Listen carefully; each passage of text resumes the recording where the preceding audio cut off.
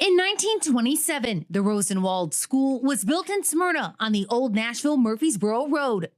There were 5 teachers and a handful of students. At the time, it was the largest school for African Americans in Rutherford County. The frame building had just 4 rooms, one of which was a kitchen.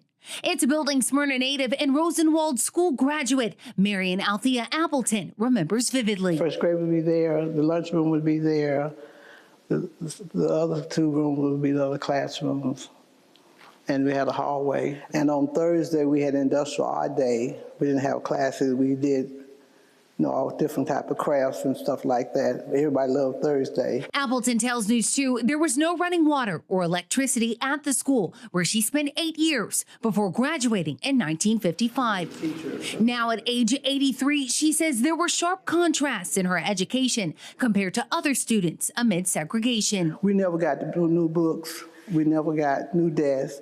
We always got the books and from the other school. The backs would be off of them, and the desks would be all wrote on who loved. And I said, it didn't leave a spot for me to say who I loved. I remember the guys had to walk way down the street to get us water because we didn't have running water up here. We didn't know any better, because that was our school. I just thought that that's the way it was going to always be, black and white. The school remained open until 1960, when it would then be relocated to Old Nashville Highway.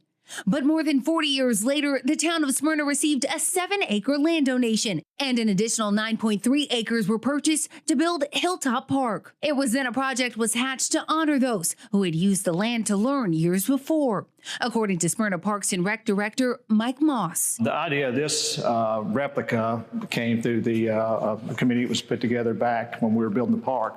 Early 2000s. It was in 2005. The Rosenwald Community Center, a multi-purpose building located in Hilltop Rosenwald Park, and a replica of the original school, opened with a historic dedication, thanks to the work of city leaders and members of the community. Some of the people you see here had pictures and brought them to the committee, and we got pictures of those and showed them to our building and grounds department.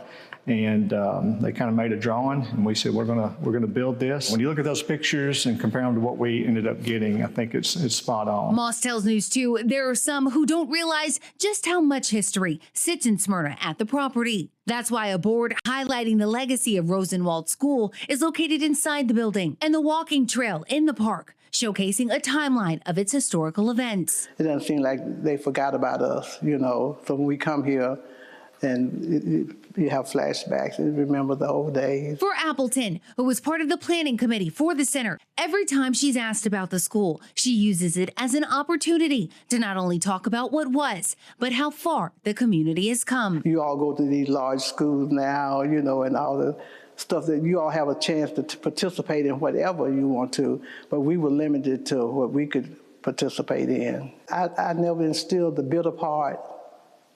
I don't think that's good. What I went through, whatever, you don't have to go. We made a path for you, so you don't have to walk the same path we did. Corey Johnson, News 2.